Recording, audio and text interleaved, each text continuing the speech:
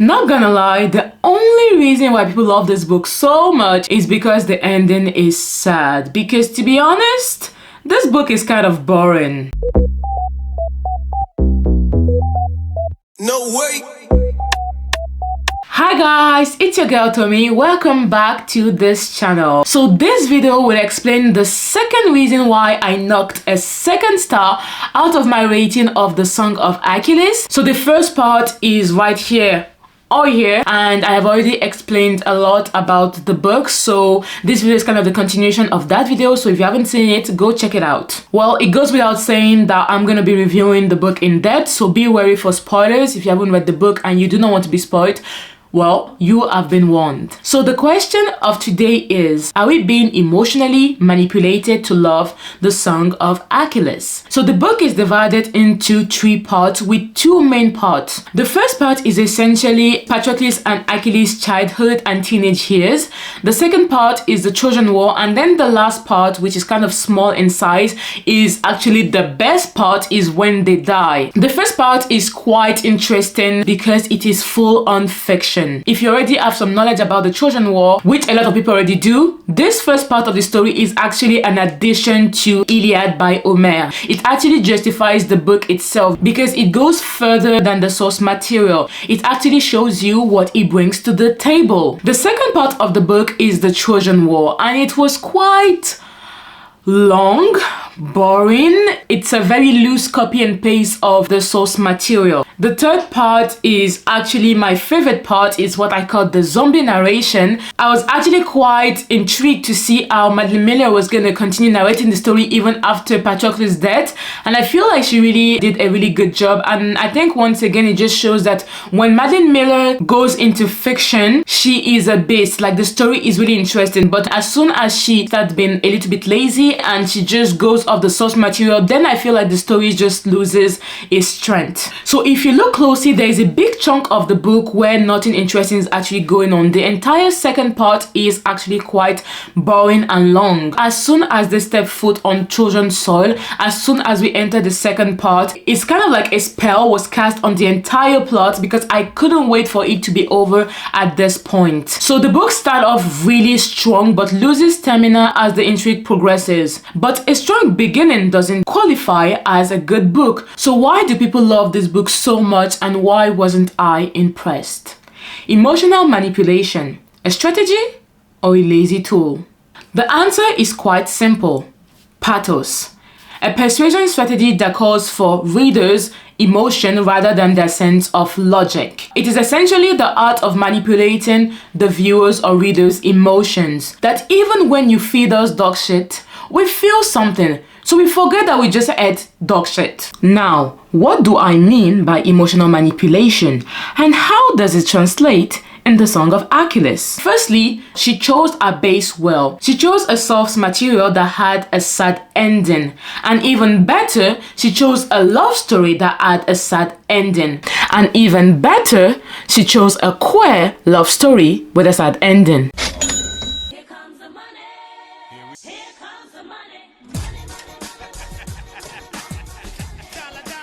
Think about the Titanic, Romeo and Juliet, but make it gay in this atmosphere where queerness is essentially a currency that guarantees absolute success. Homegirl's brain was braining, and to be fair, who can blame her? So even if we spend the second half of the book in a fog, the tragic death of the 2 heroes is enough to redeem the book in itself, and single-handedly makes people read this book a 5-star. We are in the era of emotional manipulation, or emotional sensitivity, depending on where you want to shift the blame. People love strong emotions, intense passion, deep sadness. They love when the rug is being pulled from underneath them. They love to be wrecked, essentially because it disrupts their daily life even outside of the book. It gives them a diversion, a way to escape life even when you stop reading the book. This phenomenon can be called trauma escapism. It's like reading a good book with a nice setting is not enough to escape anymore. We need something that follows us around for a while, and nothing will follow you around better than pain. So are we being addicted to pain? Just look at the plethora and the list of reviews about this book and how people are crying and raving about how this book destroyed them emotionally. Nobody at all is talking about the writing, the pacing, the characters, the intrigue, the world building, or even the storyline. So essentially, we live in a world where strong emotion is equated to good writing, good plot, a good book. In the first video, I talked about how Patroclus was a very passive character and how that made him forgettable. But people do remember this book solely because of the ending. They remember the emotional toll that it took on them. Now, don't get me wrong, successfully manipulating your reader's emotion is a skill in itself, and it goes beyond a queer love story with a sad ending. But let's just say that that's a different conversation for another time. Nonetheless, the author, Madeline Miller, did not do that. Homer did. Like a gazillion years ago when he wrote Iliad. She just wrote a couple of chapters in the beginning to an already exceptional story. It's like copying your best friend's paper and replacing "does" by "therefore" and then patting yourself on the back because you received an A. Like, excuse me? So why didn't this story move me? Is it because I'm heartless? Do I have a heart of stone?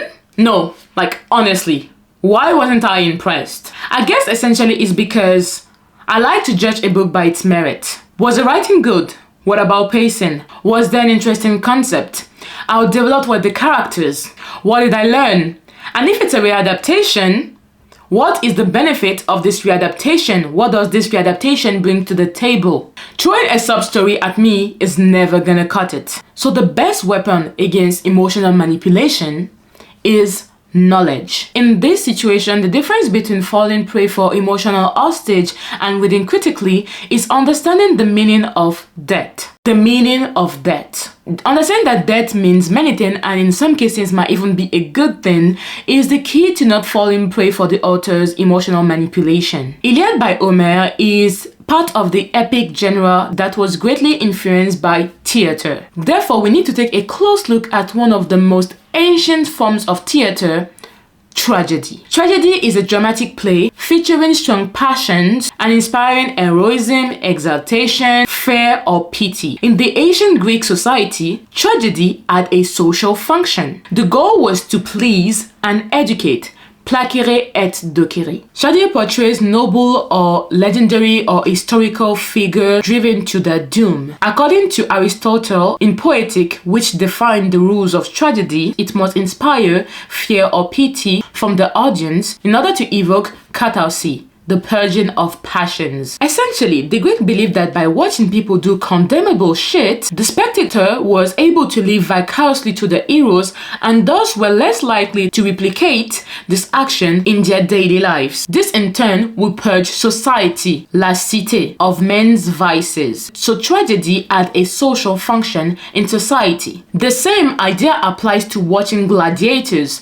The Greek and Roman believed that by watching the violent act of the slave, people were less likely to replicate this violent act in society. So the more violent act you see, the more docile you can be in your daily life. So essentially, the idea is that you take your 5-year-old son to watch these two people unalive themselves in a very brutal manner, and in turn, it reduces his likeliness to bash his sister's head against a wall when she makes fun of him. Interesting. Let me know in the comments if it's something that resonates with you. Thus, pity and fear was a powerful tool to dissuade from attempting offenses. So Greek tragedy was more of a cautionary tale than amusement. So now that that is established, let's take a look at our tragic hero and why his death is so important. The tragic hero, Achilles and death. According to 17th century classical aesthetic, the tragic hero is characterized by greatness of spirit, courage, and a noble birth. He is often faced with a difficult choice, dilemma. His ambition or family's honor clashes with his human passions, especially love, judged as a weakness. The tragic hero is the character at the center of a tragic situation. Men conflict with God, men conflict with other men, men conflict with himself. So essentially, the Trojan War checks all the boxes. The hero transgresses both divine and human rules. He is then doomed to fate, to a supernatural force to be destroyed or to experience great suffering. The hero, who most of the time knows his destiny, will fight admirably against his fate, but he will ultimately fail because of a vice or a mistake. Therefore, he is often the victim of an implacable destiny, the outcome in which is death or exclusion. However, the hero's death does not only serve the spectator, it also serves the characters in the play themselves. His death or his fate cleanses the other characters of their own vices. Once his fate is set, the time is set back to zero. Think about after the Trojan War, once everything was done, and how quickly the Greeks took their boat and left as if nothing had happened. It's because of the sacrifice that was done. It frees them from their own vices and their own burden. How to identify the tragic hero, Achilles? To identify the tragic hero, you need to check 6 boxes. The first one is amarti, the flaw that causes the hero to fail. The second is hubris, excessive pride or lack of respect of critical order. The third is peripetia, a reversal of fortune. The fourth is agnagorisi, the moment where the hero makes a critical discovery. The fifth is nemesis, the fate that cannot be avoided. Usually it's the form of vengeance or revenge out of pride. And finally, catharsis, the feeling of pity and fear that the audience feel when the hero dies. Now let's see how it applies to Achilles. Amaritia, the flaw that causes the hero to fail. Achilles' flaw is his pride and his legendary wrath, la colère d'Achille. Hubris appears when Achilles demanded that Agamemnon, the chief of the army, comes to him to apologize. He is too proud. Peripetia arrives when Patroclus, big man, decides that he's gonna go into battle dressed as Achilles and come face to face with Hector. That is when the face reverse. Agnorisis, the moment when the heroes makes a critical discovery, the moment where Achilles make a critical discovery is when he discover the death of Patroclus. Nemesis, the fate that can be avoided, vengeance. There was no way for Achilles not to avenge Patroclus. It was impossible. He knew he was gonna die, but he could not live with himself without avenging Patroclus. It was inevitable. Catharsis, the death of Achilles, and the sentiment of pity and cry. For all the people that were devastated by the book, you experienced catharsis. It is important to know that for the Greek, the hero does not appear as a fully responsible individual. He is guilty of his pride and can display hubris, so excess. However, the hero is also innocent because he is subjected to fatum, fatality. Ultimately, he is the plaything of the gods. So through the tragic hero, the Greek question man's relationship with his actions and human responsibility.